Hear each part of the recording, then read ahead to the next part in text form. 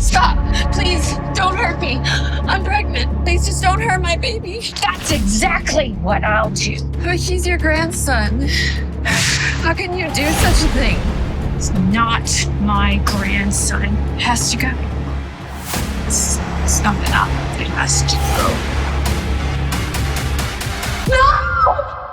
It was a memory of a fateful night 4 years ago.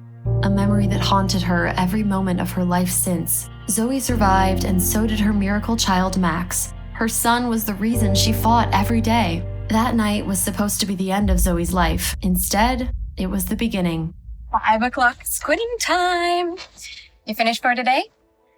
Was just putting the finishing touches on this design, but I'm done. I'd ask you to happy hour, but I'm sure you're off to see your son. I am. This was the best part of her day. She wanted to get to the hospital to spend as much time with her son as possible before visiting hours ended. Being a single mother was hard enough, and to add to the hardship, Zoey's son had leukemia. Zoey walked down the hall of St. Mary's Hospital with a teddy bear and headed straight to room 1023. The room was empty. There was no sign of Zoey's son. She immediately became anxious. Zoey let out a breath she didn't know she'd been holding when she saw a young child wearing the tiniest hospital gown walking back towards her down the hall. Because of the hospital's sweet nursing staff, Zoey could go to work and not worry so much about Max. Is it just you and the intern on duty today? Or are the other nurses on this floor? 45. They're all gawking at that new brain surgeon before he goes into the OR, but I can't blame him. He is gorgeous.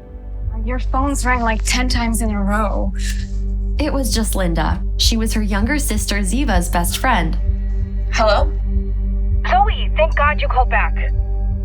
Linda, what's going on? Is something wrong? Did something happen? It's Ziva. She fell down the stairs and almost killed herself. It's your sister, Zoey. She didn't fall Down the stairs. She deliberately threw herself down the stairs. She wanted to injure herself. but she didn't want to die. Is she crazy? She fell in love with a brain surgeon that works at St. Mary's Hospital. But she wanted to get admitted to the hospital so he would have to pay attention to her. Brain surgeon? Was this the same handsome brain surgeon that the nurses had been talking about last night? Okay, I'll be right there. Where are you at? St. Mary's. How could her sister do something so stupid? Ziva, you better start explaining yourself. If you didn't already have a broken leg, I'd break it myself. No, it couldn't have been him. Why would he be here in Phoenix? He lived in Scottsdale. No, this was just her mind playing tricks on her because she'd been thinking about Blaine after what Luna said last night. She needed to get a hold of herself. Any discomfort? Zoey's heart stopped. It was him. She would know that voice anywhere. Her chest tightened and she forgot to breathe. Hi, sis. Oh, Zoey, come in. Blaine stiffened when he heard Zoey's voice. He seemed stunned for a second.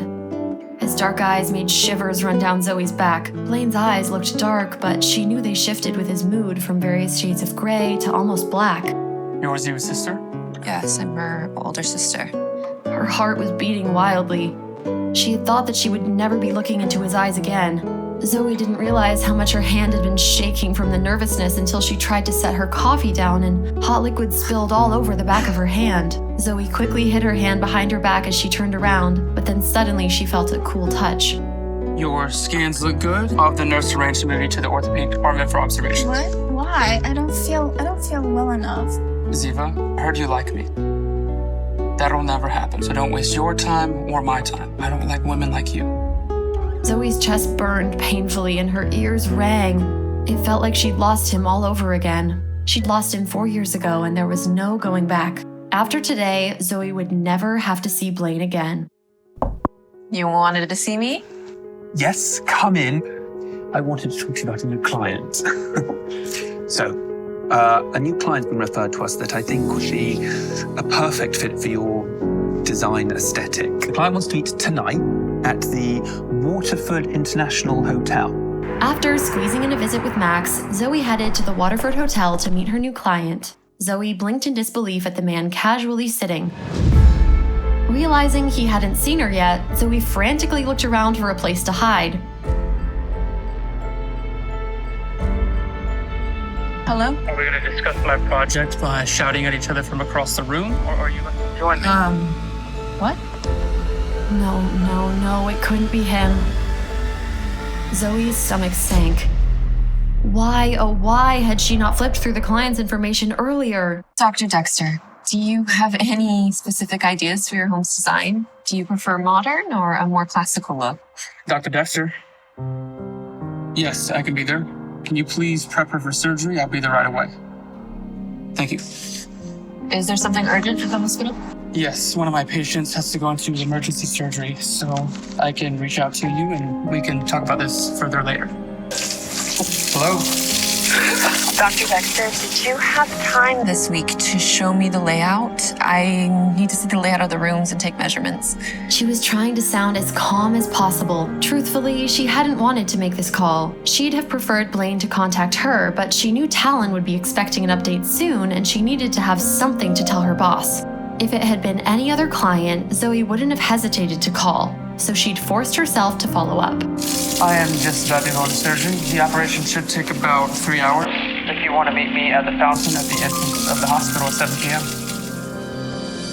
3 hours later, Zoey arrived at the hospital fountain right on time. Time passed, but still no Blaine. Checking her watch, she saw it was almost 8 o'clock. She'd been waiting an hour.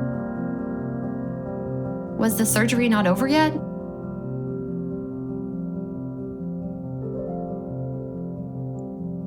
In the operating room, Blaine asked his surgical nurse for the time.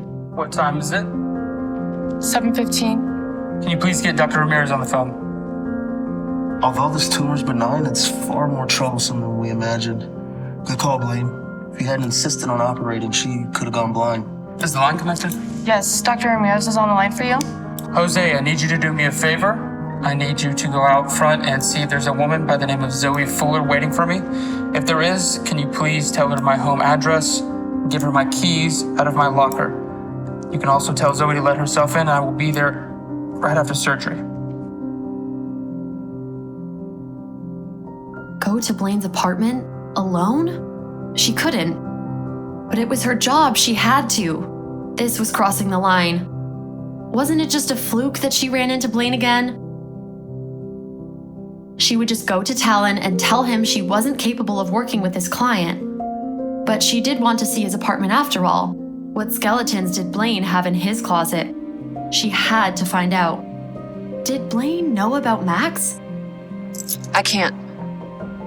Would he find out that Max was his son? Did he know what his mother did to them? Once she did this, there was no going back. Would she go? And more importantly, what would happen when Blaine arrived? To know more, install Pocket FM app.